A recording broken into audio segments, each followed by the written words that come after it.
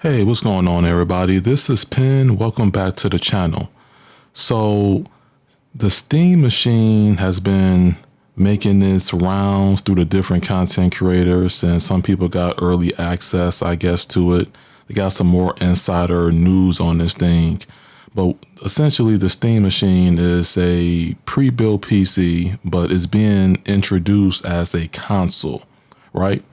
Now, Steam has this directly on their website. I'm gonna leave this link in the description. You know, they got the Steam Deck, Steam Controller, Steam Machine, Steam Frame.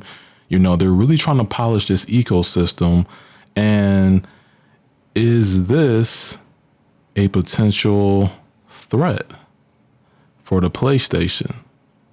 You know, is it the PlayStation killer? Now, what Steam is a digital distribution platform and a launcher.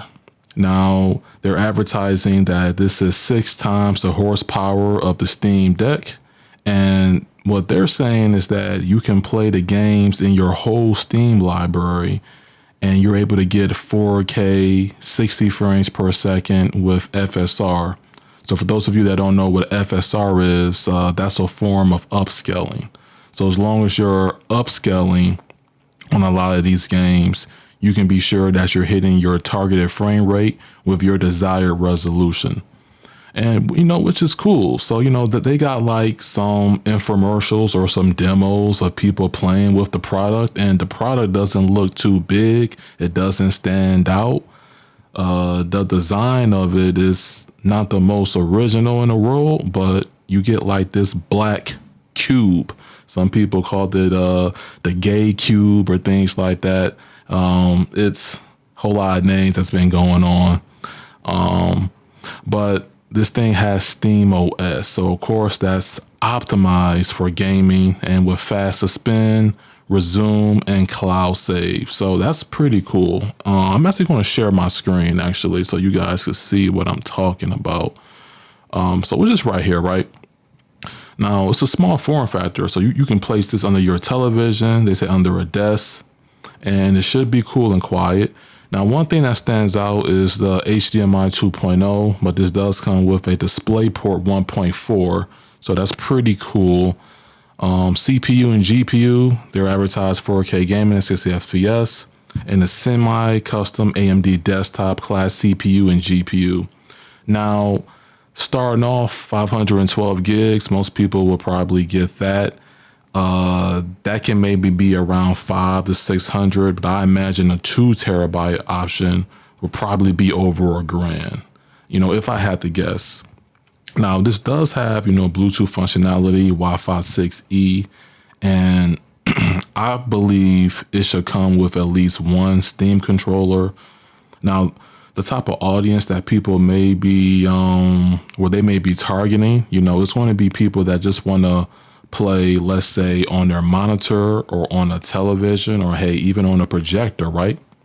And this could definitely put a dent in what Sony is doing, because you got to look at what's going on. A lot of people are going into PC gaming these days, whether they're doing like their retro emulation style or they're trying to get away from the console ecosystem.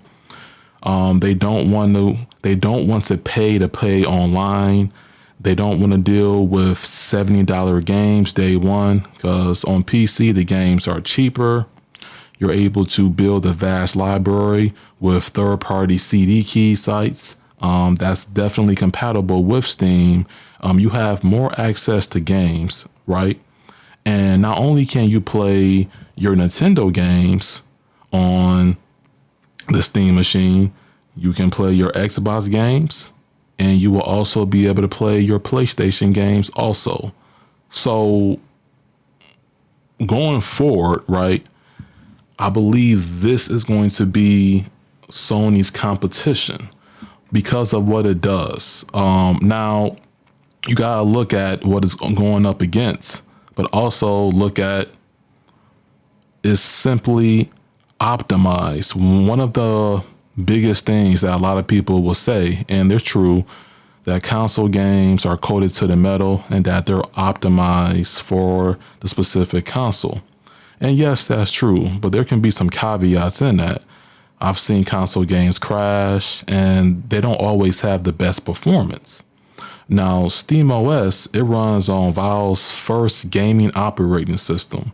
So it's designed for this plug and play user experience while keeping the power and the flexibility of a computer. So of course, they're not trying to control everything that you do. You have the flexibility to do things outside of SteamOS. Perhaps you want to, it is a PC. Perhaps you want to install a different operating system. You know, if you want to experiment, you know, you have options with this. This isn't like locked down as a PlayStation is, for example, right? So you have to keep things in mind. And they say it here, you know, it's still your PC. So install your own applications and even another operating system. So, and then they're just saying that it's great for streaming, made for the Steam controller. And you also can have the flexible options with controllers. You know, it's Bluetooth, right? And you're able to hook up something hardwired. You can play with your Xbox controller. I imagine your PlayStation controller is going to work just fine. Your Nintendo controller. I mean, you pick the experience versus the console manufacturer. And I think that's the biggest takeaway that you guys can look at for this video.